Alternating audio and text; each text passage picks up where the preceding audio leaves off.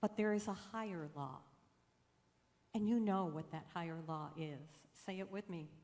Love the Lord your God with your whole being and love your neighbor as yourself.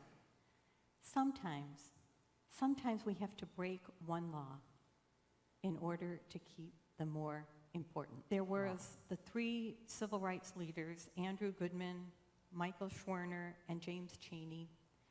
They were killed during Freedom Summer. It happened like this. They were using a Methodist church in a nearby town to set up a freedom school, and that church was torched and burned. After the fire, these three gentlemen went over to check out that church to see if it could be salvaged, if rooms could be used, and the local sheriff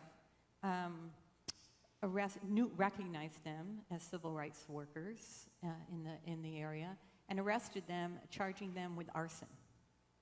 They were held in jail for about 7 hours and questioned in a way that was questionable. And then the sheriff drove them out of town. He immediately turned around, gathered the KKK, caught up with the three, and shot them at close range. But it took 44 days to find their bodies.